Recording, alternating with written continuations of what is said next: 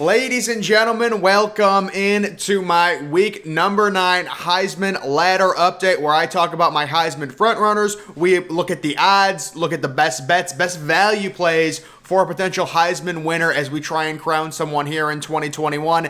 It's just absolutely crazy out. It's about 15 degrees outside right now. That's why I'm wearing this coat. It's pretty cold. Hey guys, Heisman ladder week 9 starting with my frontrunner, and it is, of course, Bryce Young, kind of by default. The last time I did this, I was talking about Bryce Young leading the Heisman race by default, and that's basically what's been going on. He's continued to put up really good numbers while playing pretty much mistake-free football. A lot of passing touchdowns, a lot of passing yards. Alabama obviously has very good skill position players, but you still have to be able to get them the ball. The loss to Texas A&M, while it hurt him, it was more on the defense than it was on Bryce Young. So right now, Bryce Young's still first, but it almost seems like Bryce Young is a placeholder. Like someone's going to go and take the Heisman this year. Nobody's done it yet. And Bryce Young is kind of just first on everybody's list, first in, the odds, the overall betting, because there's really no one else there right now. Now, there are some guys that have some chances, and we're going to talk about those guys. But Bryce Young, it almost feels like placeholder right now. Placeholder. He might have a chance to have a Heisman moment against Auburn. I don't know. We'll have to see. Overall, Alabama's schedule isn't very good outside of that Auburn game, depending on what Auburn does this weekend. If Auburn beats Ole Miss, that game against that rivalry game Alabama has at the end of the year versus Auburn, the Iron Bowl, becomes a lot more significant. If Auburn loses this week to Ole Miss, what does Auburn have at this point? 4 losses, not going to be ranked, not as big of a game. Number 2 on my list is C.J. Stroud. I'm really high on C.J. He's been absolutely unbelievable. First thing I will admit, C.J. Stroud does have the best weapons in college football by far. He has one of, if not the best offensive lines in college football, one of the most veteran, experienced offensive lines in college football, one of the best young running backs in college football. But some of the throws this kid has made, obviously early in the season, maybe the shoulder bothering him, he looks unbelievable. Recently, there was a stat that C.J. Stroud had led Ohio State to a touchdown in 17 of their last 18 drives. And this week, you want to talk about a golden opportunity to completely, basically take the lead or at least be tied for first versus Penn State at home. ABC, scarlet out. Everyone's wearing red. Primetime night game. Penn State, a team teetering right now. Penn State needs a knockout punch. Can Ohio State deliver Penn State a knockout punch? C.J. Stroud, I'm expecting an absolute culmination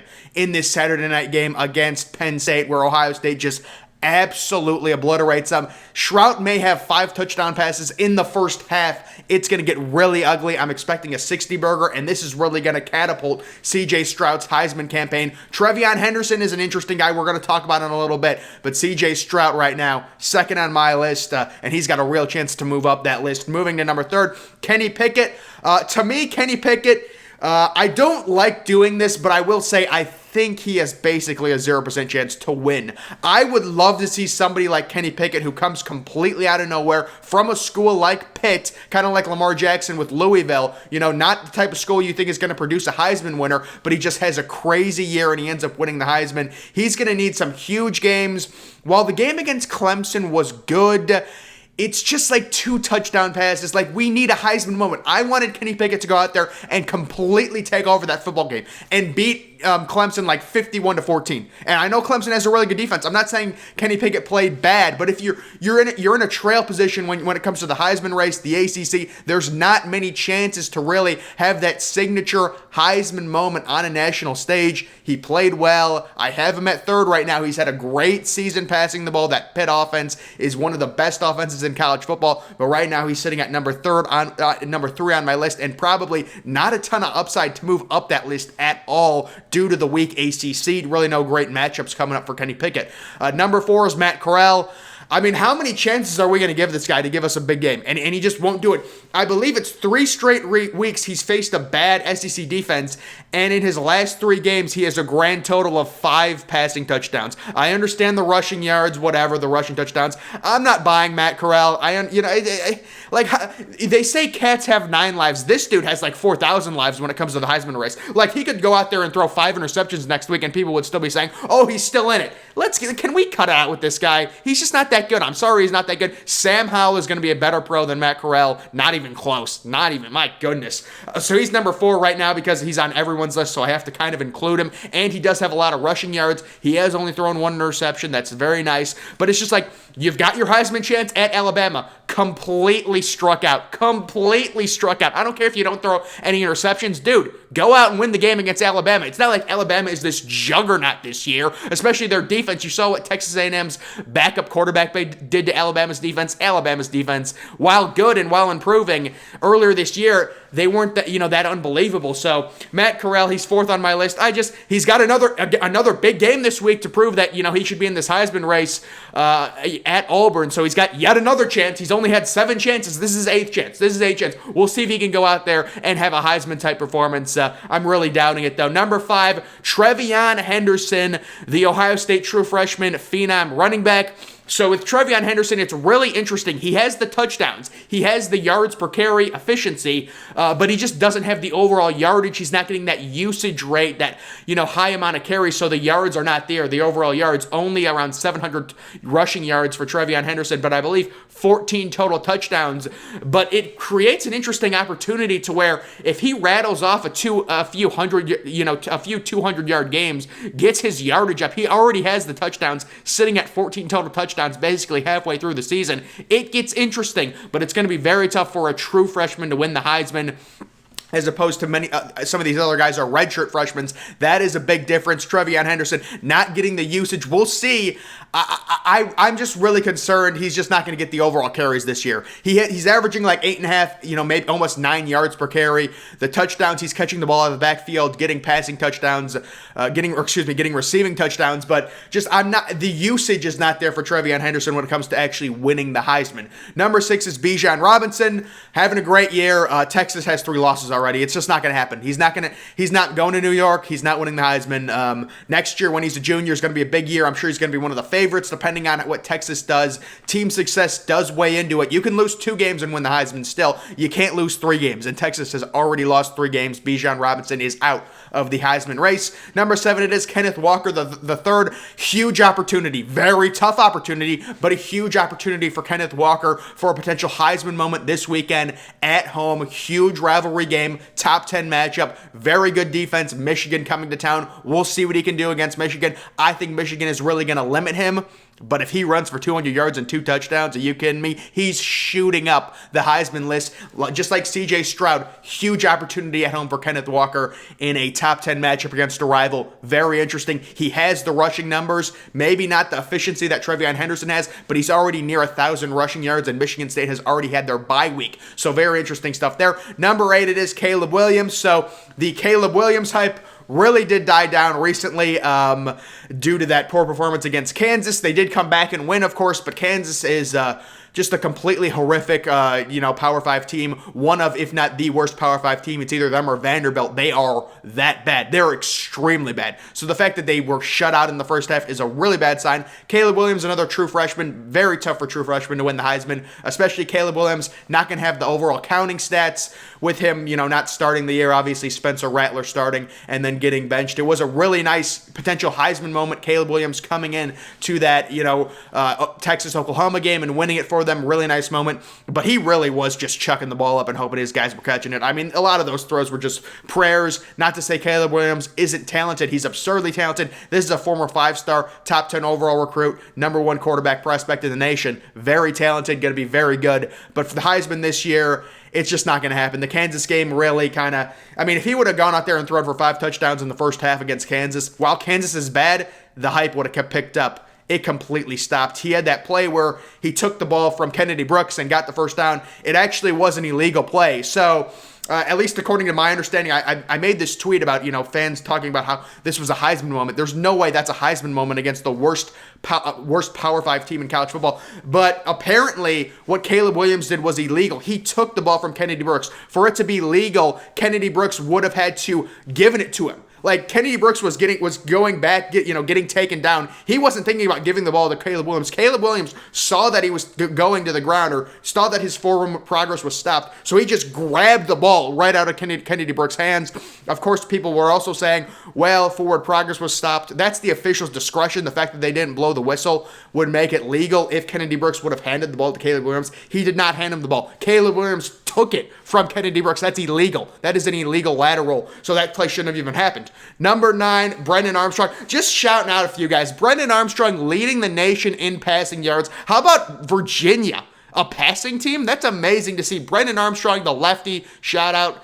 Just phenomenal year for him. So I just wanted to give him a shout out. Obviously, no chance of winning the award. And then my guy, one of my man crushes, Josh Downs. Love the receiver. Love Josh Downs. Just a quick shout out to him. Also, shout out Jordan Davis, the DT from Georgia, having a phenomenal year. Calvin Austin III, the receiver from Memphis. Those guys have been phenomenal. Drake London is putting up 12 catches on 180 yards weekly for USC. Shout out to some of those guys. But let's get into the overall odds. So after week 8, Bryce Young remains right around plus 175. I do not love that value. Matt Corral, I hate that value. CJ Stroud plus 600. I was telling people when he was plus 850, that was a steal. He's down to plus 600. If he goes out there and plays really well against Penn State, he is going to be right there with Bryce Young, I'm telling you. So he has some decent value. Kenny Pickett, due to his stats, plus 1,200 is decent value. I don't see it. Caleb Williams, I don't see it. Kenneth Walker, he needs a big game against Michigan. If he gets a big game against Michigan, he's going to shoot up the boards. Desmond Ridder has zero chance of winning it due to the competition he's facing, and he just doesn't have the counting stats. Trevion Henderson, decent value there, but a lot has to happen. He has to get more carries. I'm concerned that won't happen. Bijan Robinson is out of it. Brian Robinson Jr., the Alabama running back, gets a little shout out there at plus 4,000. That's not going to happen either. Now, this is another Heisman ladder from Instagram. Somebody put this on Instagram. So, Bryce Young first, Matt Corral second. You've got CJ Stroud third, Kenny Pickett fourth, Bijan Robinson fifth, Sam Hartman. Oh my goodness, guys. So there's a funny story with Sam Hartman. I had Army plus 3 against Wake Forest. I thought Army was going to win the game outright. I was at the Halloween Kills movie or whatever, so I was at the movie. I was checking the updates on my phone. You would have thought Sam Hartman was Joe Montana. I was literally looking, I'm like, the dude has 450 yards, 5 touchdowns, and 6 incompletions. Where did this come from? What is going on? Here's another fun story. When I was at the Halloween Kills movie this weekend on Saturday, I went up, it was like a 3 o'clock showing, whatever. So the Penn State-Illinois game was going on, and I kept looking at my phone. I had my phone on, very, very low brightness, right? You're in the movie, but, I got to check this stuff. I'm checking the Penn State-Illinois game. It goes to overtime, right?